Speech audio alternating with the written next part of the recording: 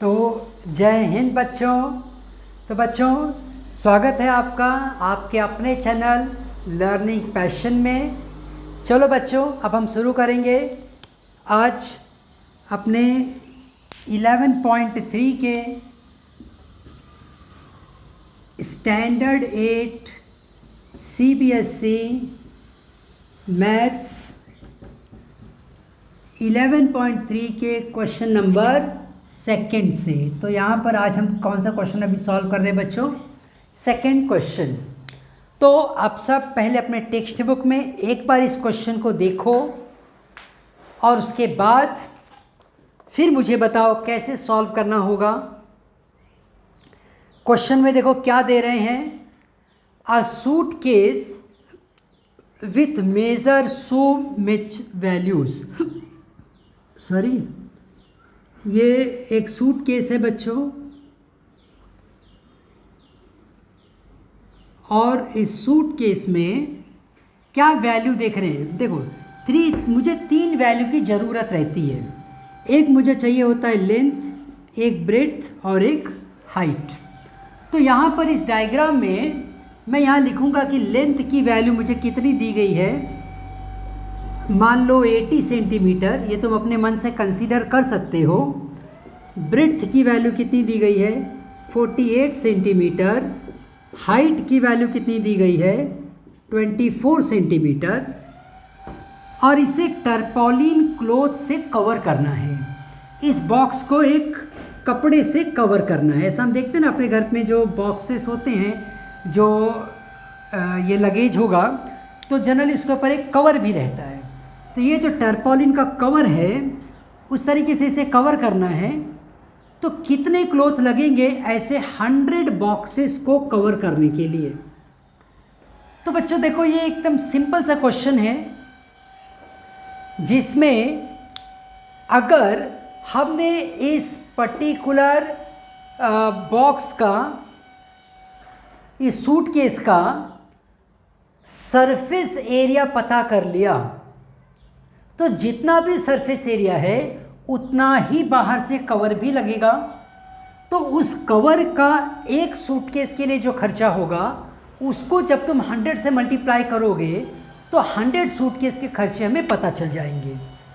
तो ओवरऑल अगर मिला के देखो तो मुझे जो कैलकुलेट करना है वो है सरफेस एरिया।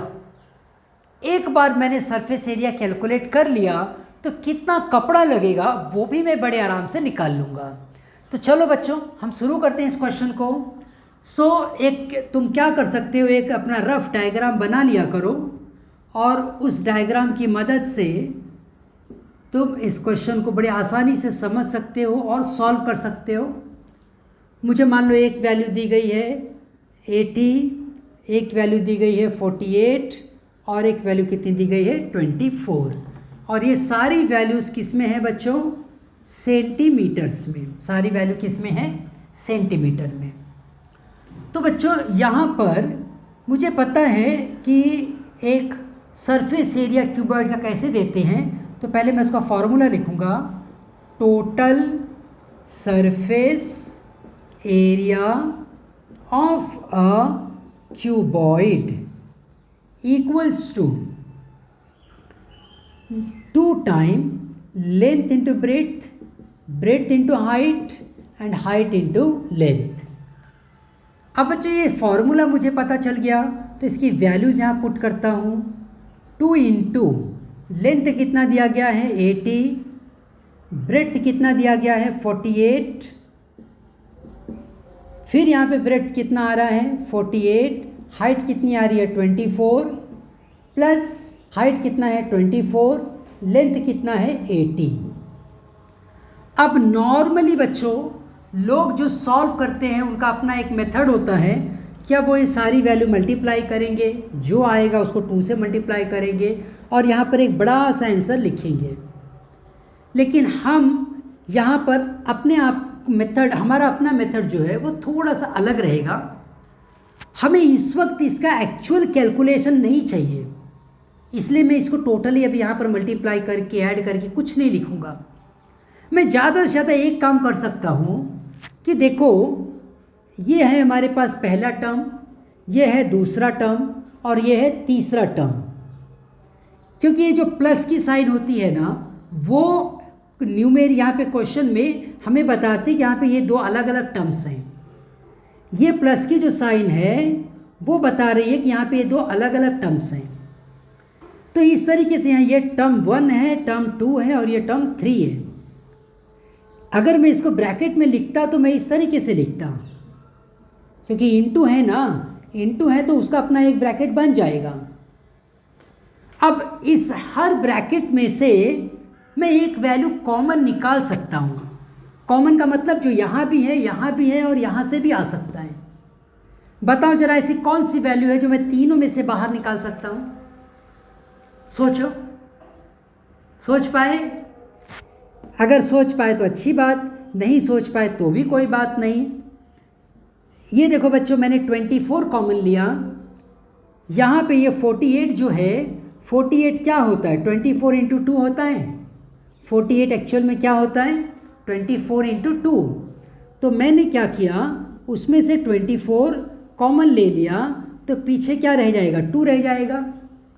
उसी तरीके से 48 इंटू 24 में से 24 चला गया तो इस ब्रैकेट में क्या बचेगा? खाली 48 बचेगा।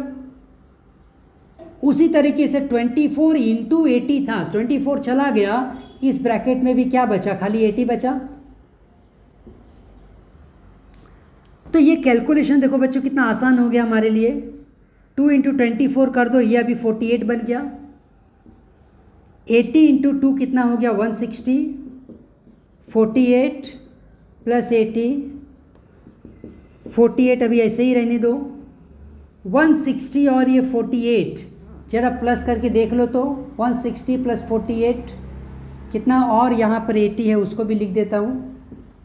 ये 8 आ गया, 6 और 4 10 हुआ, 10 और 8 18, 18 का 1 गया 288।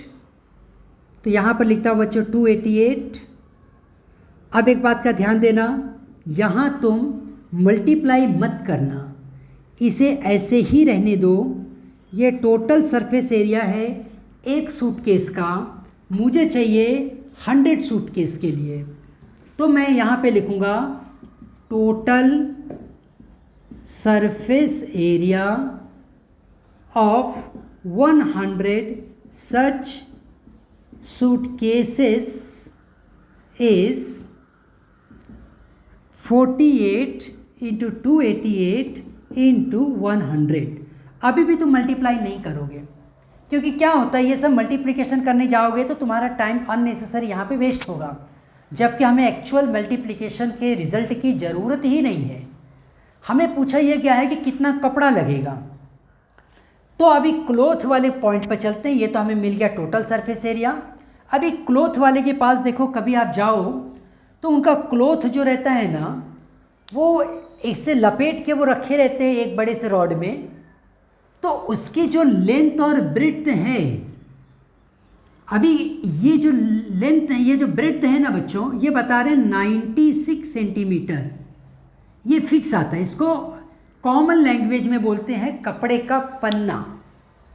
कितना, ये कितनी इसकी विड्थ होगी ये फिक्स रहती है। जो मिल या जो फैक्ट्री में ये कपड़ा बनता है, वो फैक्ट्री इस विड्थ को फिक्स रखती है। यहाँ पर जैसे 96 सेंटीमीटर की विड्थ है, ये फिक्स है। अब ये कितना लंबा कपड़ा चाहिए, वो जितना चाहिए उतना मिल जाएगा आपको। तो ये जो लेंथ है यही मुझे अगर मालूम पड़ जाए तो ये टोटल सरफेस एरिया इस टोटल सरफेस एरिया के बराबर रहना चाहिए, क्योंकि इतना कपड़ा चाहिए तुमको। ये जो कपड़ा चाहिए वो इस कपड़े के बराबर होना चाहिए। So total cloth required for the suitcase, इतना वैल्यू मिला। जब दुकान में जाऊंगा तो इतना ही कपड़ा मैं खरीद के लाऊंगा, बराबर है। तो मैं बोलूँगा total cloth equals to total surface area of 100 suitcases, बराबर है। कितना क्लॉथ लेना है भाई? जितने हमारे सूटकेसेस है उतना कपड़ा लेना है। अब ये जो कपड़ा है अगर तुम देखो तो वो किस फॉर्म में हो गया, एक रेक्टेंगल के फॉर्म में हो गया। तो ये टोटल एरिया इस सूटकेस के टोटल एरिया के बराबर होनी चाहिए।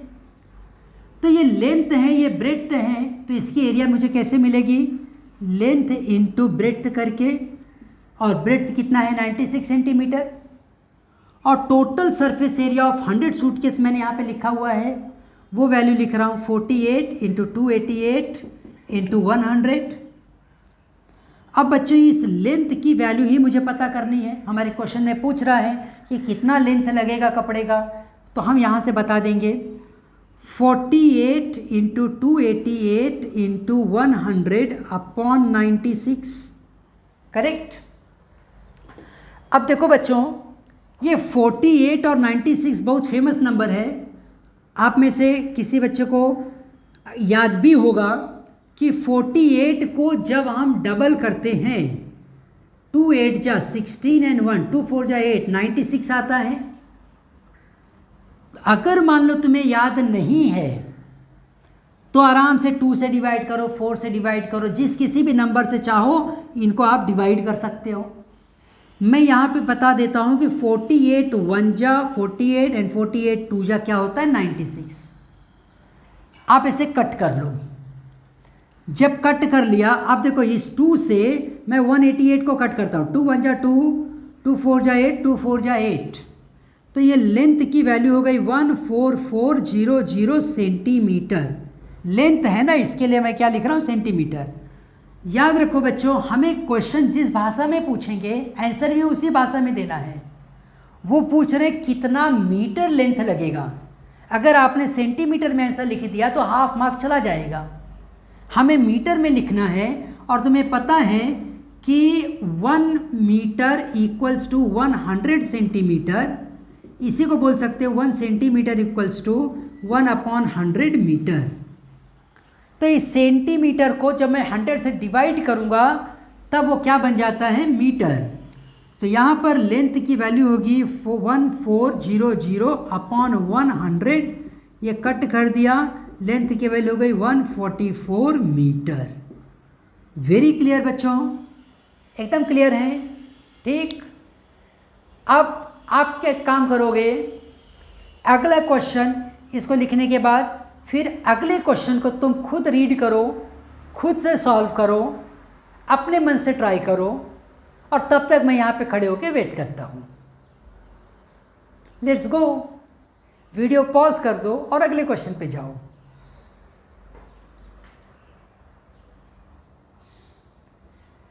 अगला क्वेश्चन जब तुम सॉल्व करके आओगे, अगर आपने कर लिया अच्छी बात है, नहीं कर पाए तो भी तुम ज़्यादा फेमिलियर रहोगे सिचुएशन से और मेरे सॉल्यूशन को समझ पाओगे। ठीक है बच्चों, आप ट्राई करो, तब तक मैं बोर्ड क्लीन करता हूँ और फिर मैं अगला ये क्वेश्चन सॉल्व करूँगा। ठीक है।